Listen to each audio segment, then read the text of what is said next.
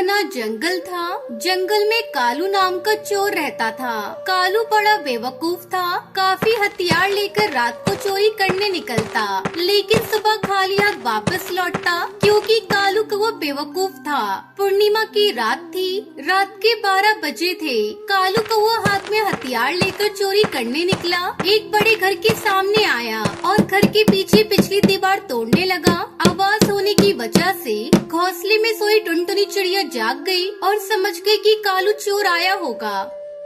लगता है कालू बेवकूफ चोरी करने आया है। इससे पहले कि घर की दीवार तोड़ दे, मुझे उसे रोकना होगा। टुनटुनी घर के पिछवाड़े आई और उसने देखा कालू को वो दीवार तोड़ रहा था। क्या रे कालू, क्या कर रहा है? चोरी करनी है, दीवार तोड़कर घर में घुसना है। अरे बेवकूफ, पूर्णिमा की रात कोई चोरी करने निकलता है क्या? तब तक आप लोग कमेंट पे बताएं 40 डिवाइडेड बाय 10 कितने होते हैं। चुप बैठ, मैं थोड़ा अलग टाइप का चोर हूँ। मैं कुछ भी कर सकता हूँ। बाकी चोर डरपोक होते हैं, उनसे मेरी तुलना न कर। मुझे मेरा काम करने दे। कालू की बात सुनकर टुनटुनी सोचने लगी, चलो अभी अपने जाल में फंस गया है, आखिरी चाल चलती हूँ और फिर आराम से घोंसले में जाकर सो जाती हूँ। फिर टुनटुनी कालू से बोली, अगर तू कुछ भी कर सकता है और तू बाकी चोरों की तरह नहीं है तो ये साबित करके दिखा।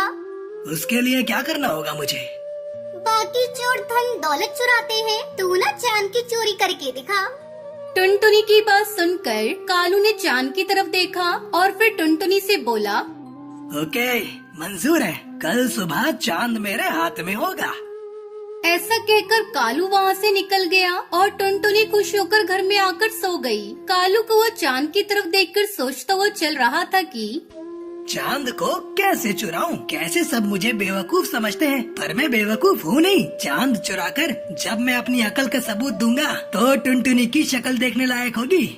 तभी कालू को वो जंगल में आया और रास्ते में खड़े ट्रक को चुराकर ट्रक को एक मैदान में लाकर खड़ा कर दिया। फिर एक चमगादड़ और एक लंबी रस्सी निकाली। रस्सी का एक सिरा उसने चमगादड़ के गले में अटका दिया और दूसरा सिरा ट्रक के पीछे बांध दिया और चमगादड़ को चांद की तरफ फेंक दिया। देखते ही देखते चमगादड़ आसमान चीर कर ऊपर उड़ा तो उसके साथ साथ रस्सी भी उड़ने लगी। चमगादड़ उड़ता रहा और उड़ते उड़ते चांद पर जाकर उल्टा लटक गया। फिर क्या था, कालू खुश होकर ट्रक में बैठ गया और ट्रक चलाने लगा। ट्रक की ताकत से रस्सी बंधे चमगादड़ को खींचने लगा तो चमगादड़ के साथ साथ चांद भी हिलने लगा और देखते देखते चांद जमीन पर आकर गिर गया।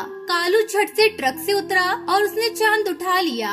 चांद को देखकर कालू काफी खुश था। दूसरे दिन हाथ में चांद लेकर कालू टुनटुनी के घर की तरफ निकला। कालू के हाथ में चांद देखकर, अरे लंगूर के हाथ में अंगूर सुना था, पर लंगूर के हाथ में चांद। इस चांद की जगह लंगूर के हाथ में नहीं मेरे हाथ में है। मैं इसे हत्या कर ही रहूंगी।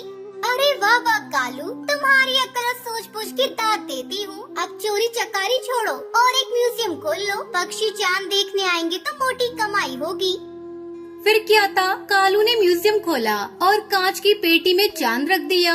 दूर दूर से पक्षी चांद देखने आने लगे और कालू की तगड़ी कमाई होने लगी। लेकिन ये ज्यादा दिन नहीं चला। चांद दिन प्रतिदिन छोटा होता चला गया और अमावस की रात में चांद गायब हो गया। ये देखकर कालू रोने लगा।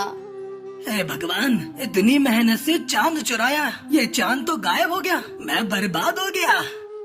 कालू जोर जोर से रोने लगा। तभी टुनटुनी चिड़िया वहाँ आई और बोली, बहुत बुरा हुआ कालू, तुम तो बर्बाद हो गए। अब क्या करोगे? तुम ही बोलो, क्या करूं? ये म्यूजियम मुझे बेच दो।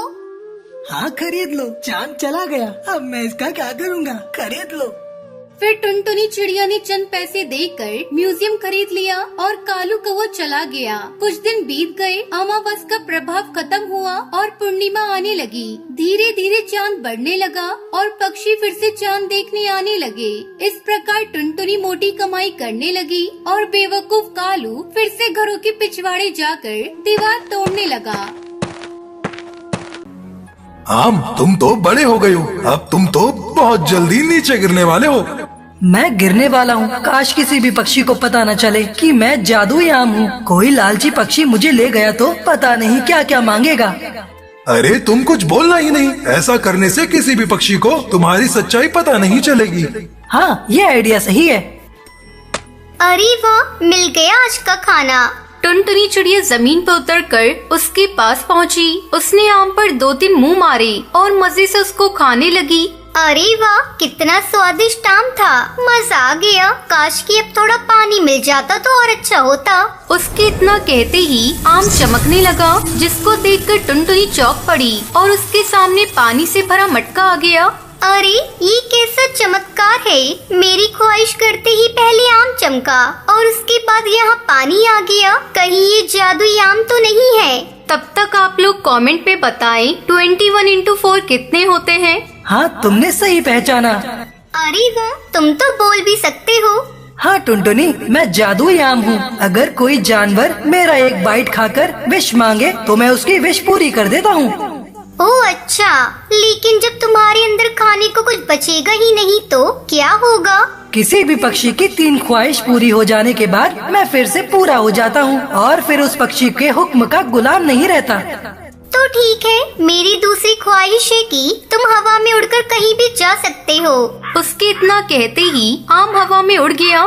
तुम्हारा बहुत बहुत शुक्रिया टुनटुनी, अब मैं तुम्हारे साथ ही रहूँगा। उस दिन के बाद वो दोनों साथ साथ रहने लगी। टुनटुनी अब जंगल के सभी जानवरों की खूब मदद करने लगी। जो भी जानवर कोई चीज चाहता, टुनटुनी उसको लाकर दे दिया करती। ये बात जंगल में फैल गई और इसी तरह बिल्लू बिल्ला के कानों तक ये बात पहुंच गई। लालची बिल्लू इसके पीछे का रहस्य जानने के लिए टुनटुनी के पास पहुंचा।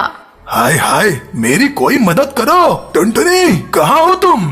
क्या बात है बिल्लू, तुम ऐसे क्यों करा रही हो? टुनटुनी, मेरी छाती में बहुत दर्द हो रहा है। तुम मेरे लिए अभी काली पहाड़ी पर उगने वाला फूल ला सकते हो। उसमें हर दर्द को गायब करने की शक्ति होती है। उसको तड़पता देखकर टुनटुनी को उस पर रहम आ गया। तुम यही रुकना दोस्त, मैं बस अभी आती हूँ। ये कहकर टुनटुनी अपने घर के अंदर चली गई। बिलौटा भी दबे पांव उसके घर के अंदर झाँक कर देखने गया। टुनटुनी ने आम के अंदर एक मुंह मारा और फिर बोला, जादुई आम, मुझे अभी काली पहाड़ी पर उगने वाला नीला फूल चाहिए। इतना सुनते ही आम चमकने लगा और उसके सामने नीला फूल आ गया। तभी बिल्लू अंदर घुस गया। मैंने सब कुछ देख लिया है। ऐसा कहकर उसने जल्दी से आम के अंदर मुंह मारकर एक बाइट खा लिया। ए जादुई आम, अब तुम वही करोगे जो मैं कहूँगा। मेरे साथ अभी के अभी मेरे घर चलो। ऐसा कहते ही आम चमकने लगा और हवा में उड़ गया। तुम ये ठीक नहीं कर रहे हो बिल्लू। आम दोस्त, इसके साथ मत जाओ। इसने मेरा बाइट खाकर ख्वाहिश की है टुनटुनी, मुझे इसकी ख्वाहिश पूरी करनी ही पड़ेगी। अब बिल्लू बिलौटा वहाँ से निकला और आम भी बेबस होकर उसके पीछे पीछे उड़ गया। पता नहीं ये बिल्लू क्या करेगा। ए जादुई आम, आज जो शिकार भालू ने किया है उसको वहाँ से गायब करके अभी के अभी मेरे सामने लेकर आओ। इतना कहते ही आम चमकने लगा। कुछ पल में बिल्लू बिल्ला के सामने खाना आ गया। अरे वाह, कितना ताजा मांस है। ये कहकर बिलौटा उसको मजे से खाने लगा। अगले दिन बिल्लू बिलौटा सोचने लगा, आज तो मेरा मन है कि जिगरबाज के हाथों शिकार किए हुए जानवर का मांस खाऊं। ऐसा कहकर उसने आम को हुक्म दिया। बाज के खाने की चोरी होने वाली बात अब पूरे जंगल में फैल गई और जिगरबाज ने शाम के टाइम सभी पक्षियों को सभा में आने को हुक्म दिया। वाह, मजा आ गया। ये जिगरबाज का शिकार तो बहुत ही बड़ा निकला। आगे भी कई दिनों तक चल जाएगा। ऐसा कहकर वो आराम से सो गया। शाम के टाइम टुनटुनी चिड़िया उसके पास आई। टुनटुनी, तुम यहाँ क्या कर रही हो? मैं मेरे दोस्त आम से मिलने आई थी। ये सब मेरा है, तुमको इसकी परवाह करने की कोई जरूरत नहीं है। ए जादुई आम, आज तुम मेरे लिए ताजी ताजी मछलियों का इंतजाम कर दो। बिल्लू बिल्ले, तुम्हारी 3 ख्वाहिशें पूरी हो चुकी हैं। अब तुम्हारा कोई हुक्म मुझ पे नहीं चलने वाला। तुम झूठ बोल रहे हो। टुनटुनी की तो तुमने अनगिनत ख्वाहिशें पूरी की हैं, फिर मेरी बस 3 क्यों? टुनटुनी एक अच्छी चिड़िया है। वो हमेशा लोगों की भलाई के लिए मेरी मदद लेती थी, इसलिए मैं उसकी हर ख्वाहिश पूरी करता था। लेकिन तुम लालची जानवर हो, तुमने मुझसे चोरी करवाई। अब मैं तुमको इसकी सजा भी दिलवा कर रहूँगा। चलो टुनटुनी, सभा का टाइम हो गया है। ऐसा कहकर जादुई आम और टुनटुनी दोनों हवा में उड़ गए और बिल्लू बिल्ला भी उनके पीछे पीछे उनको रोकने के लिए भागने लगा। सभा लग चुकी थी और सभी पक्षी जिगरबाज के सामने खड़े थे। आज मेरा भी खाना चोरी हो गया। आखिर वो जानवर कौन हो सकता है जो इतनी सफाई से चोरी कर रहा है? तभी आम और टुनटुनी वहाँ पहुँचे। बिलौटा भी उनके पीछे पीछे वहाँ पहुँच चुका था। जिगरबाज, मैं तुमको कुछ बताना चाहता हूँ। अरे एक आम कैसे बोल रहा है? जिगरबाज, मैं एक जादुई आम हूँ। आज तक जंगल में जो भी चोरियाँ हुई वो मुझसे बिल्लू बिलोटे ने जबरदस्ती करवाई थी। तुम्हारी इतनी हिम्मत बिल्लू बिलोटे, तुमको काले पानी की सजा दी जाती है। आज से तुम वहीं कैद रहोगे। बिल्लू बिल्ला को उसके किए की सजा मिल चुकी थी। ये सुनकर टुनटुनी खुश हो गई। चलो आम, अब तुम मेरे घर चलो। आम टुनटुनी के साथ उसके घर चला गया और उस दिन के बाद से आम हमेशा टुनटुनी के साथ ही रहने लगा। ईरान के जंगल में पशु पक्षी प्रेम से रहा करते थे। उसी जंगल में एक पक्षियों का अनाथ आश्रम था। अनाथ आश्रम में बहुत से अनाथ पक्षी रहा करते थे। अनाथ आश्रम की संचालिका बबली कबूतरी थी। उसी अनाथ आश्रम में एक टुनटुनी नाम की अनाथ चिड़िया रहती थी। वो बहुत ही सुंदर थी और विवाह योग्य हो गई थी।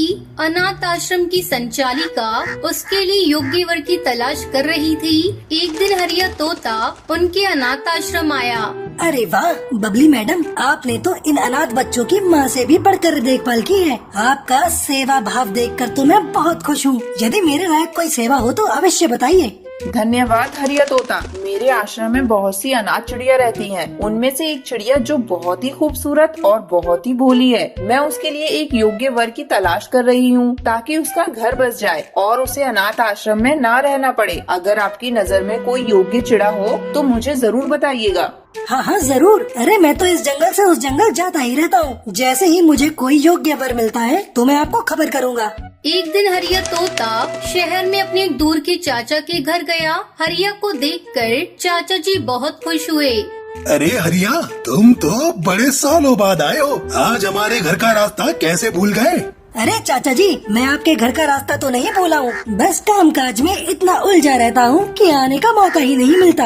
अरे कोई बात नहीं, आखिर तुम्हें अपने चाचा की याद तो आई। और एक खुशखबरी सुनो, मेरा बेटा जंगल का प्रधान बन गया है। अब तो बस एक ही ख्वाहिश है कि एक सुंदर सी बहू उसके लिए आ जाए तो मेरा बुढ़ापा सफल हो जाए। जब से कालू की माँ का देहांत हुआ है तब से इस घर में किसी चिड़िया के पैरों की पायल नहीं गूंजी। हरिया, तुम तो जानते हो मैंने किस जतन से अपने बेटे को पाला है। ये सुनकर हरिया को अनाथ आश्रम की संचालिका की बात याद आ गई। हरिया तोता ने तुरंत अपनी बात चाचा जी के सामने रखी।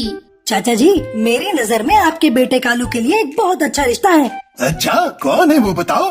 हमारे जंगल में एक अनाथ आश्रम है जिसे बबली कबूतरी चलाती है। उनके अनाथ आश्रम में एक चिड़िया है जिसका नाम टुनटुनी है। वो विवाह योग्य हो गई है। यदि आप चाहें तो टुनटुनी और कालू की जोड़ी बन सकती है। टुनटुनी बहुत सुंदर और गुणों की खान है। अरे ये कैसी बातें करते हो हरिया? है जिस लड़की की जात का पता नहीं, धर्म का पता नहीं, अब पता नहीं किसकी संतान है और पता नहीं किस वंश से है, कौन से कुल कौन से धर्म से ताल्लुक रखती है। भला मैं उसे अपने घर की बहू कैसे बना सकता हूँ? मेरा बेटा जंगल का प्रधान है। क्या उसे अच्छे घर की चिड़ियाओं की कोई कमी है क्या जो ऐसी कुलहीन चिड़िया से उसे ब्याह दूं? अरे नहीं चाचा, ऐसा कब कहा कि आपके बेटे को योग्य चिड़िया नहीं मिलेगी? अरे मैं तो ये कह रहा हूँ कि वो चिड़िया बहुत योग्य है। तो उसे और योग्य वर मिल जाएंगे। मैं अपने बेटे की शादी किसी अनाथ से नहीं करूँगा। हरिया वहाँ से उतरा सा मुँह लेकर चला आया। एक दिन की बात है, हरिया के घर उसका भाई कालू आया। हरिया उसे देखकर बहुत प्रसन्न हुआ। अरे कालू तू?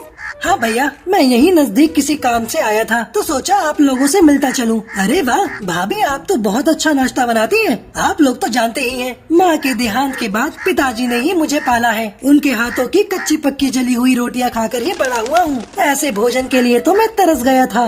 देवर जी आप चिंता मत कीजिए, आपके लिए हम जल्दी बहुत अच्छी चिड़िया ढूंढ देंगे। फिर वो रोज आपको टेस्टी टेस्टी खाना पका कर खिलाएगी। खा पी कर कालू जंगल की सैर करने गया तो उसे वहाँ एक अनाथ आश्रम दिखाई दिया। कालू ने सोचा क्यों न इस अनाथ आश्रम में कुछ दान दक्षिणा दे दी जाए। ये सोचकर वो अनाथ आश्रम पहुँचा और बबली से मिला। नमस्कार मैडम, मैं जंगल का प्रधान कालू कौआ हूँ। आप तो बहुत ही नेक काम कर रही हैं। मैं आपके अनाथ आश्रम को कुछ दान देना चाहता हूँ।